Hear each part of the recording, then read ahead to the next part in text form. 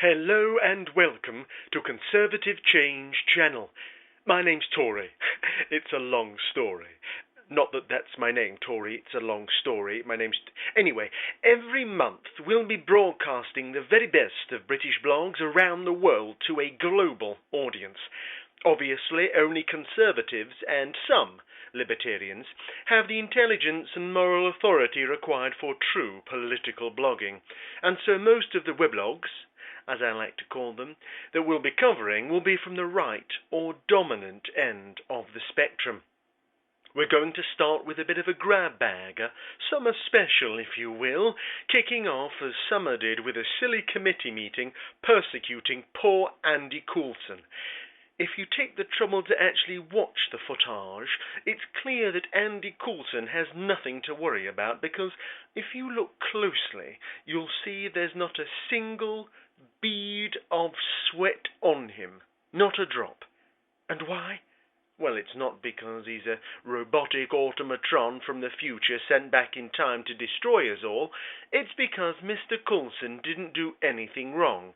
In fact, he didn't do anything at all. Implications that he was ever the editor of the News of the World, or that he hired a law-breaking private investigators, or ordered anyone to hack phones, or is DCAM's Director of Communications, were all fictions created by those snouts in the trough silly buggers on the left, attempting to distract attention away from the brilliant stuff going on at a grassroots level as the Conservatives prepare for inevitable governance. It was almost comical to see the Guardianistas pretending to be real journalists like Guido. They could never break a story and draw it out so expertly, tease it out, if you will, as witnessed with McBride of Satan and Dolly Draper, which we'll get to in a moment. It's a testament to the vacuity of the left's claims that Coulson was in some way a spinner of the dark webs that it was barely discussed by the blogosphere. Ian barely mentioned it, nor Fawkes, really, nor any of the other heavy hitters like Ed Vaizey or The Bear. You know something's not right when those chaps ignore it.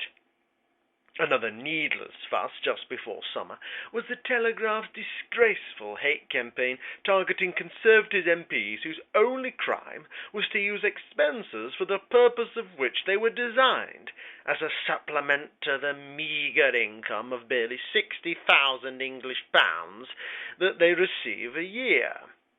Quite rightly, we were appalled at the largesse of the curly-tailed Labour comrades. But was there really any need to expose perfectly reasonable claims for duck houses and moats? I mean, this is expensive stuff. We can't expect our opposition MPs to shell out when they've already stretched keeping the mad progressives in check. Nadine in particular was singled out by the cynical editors of Fleet Street's self-appointed guardians of expenses, who had a sick and perverted obsession with which bed she slept in most nights. Now, for a more objective view on this, we're very lucky to be able to cross directly to Nadine Dorries for this live report. Nadine?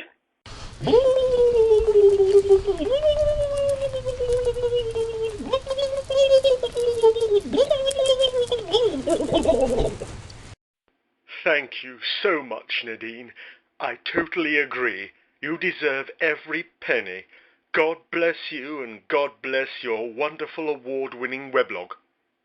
And here we pause just briefly enough to point out that the Conservative Change channel is conducting its own poll of global online web channels this year, and we're proud to announce that we are currently in the lead.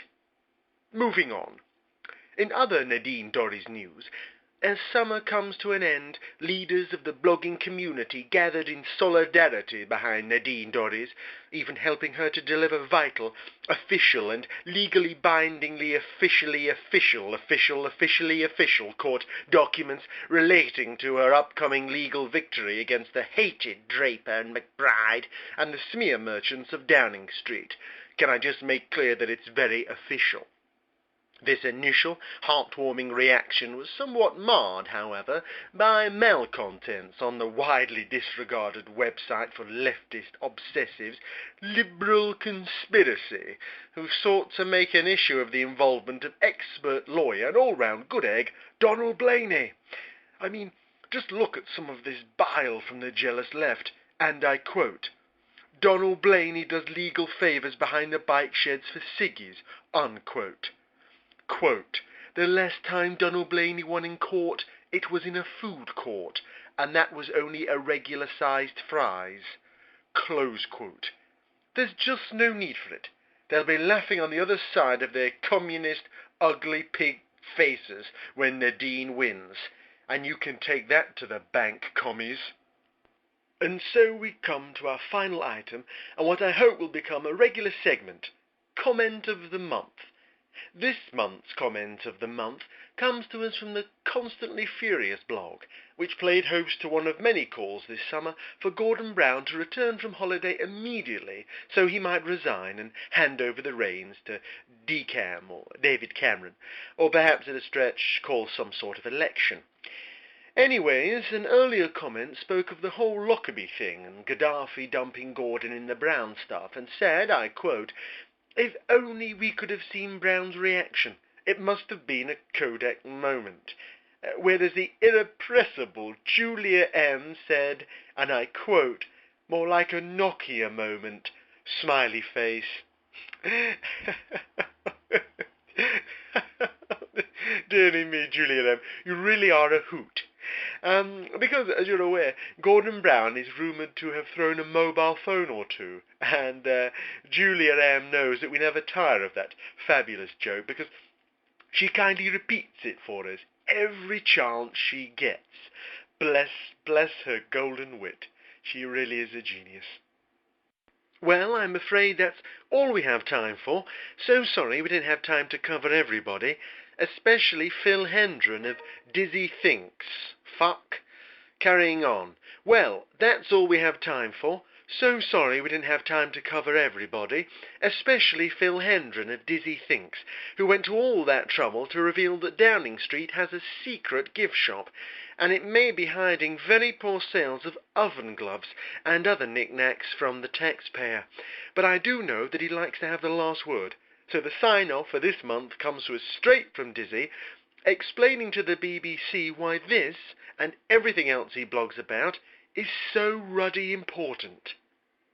They shouldn't be avoiding the question. It's such a simple question. And they should answer the question. And they should answer the question. And they should answer the question. It's not difficult to answer the question. Indeed. Words to live by. Answer the question. It's not difficult, is it?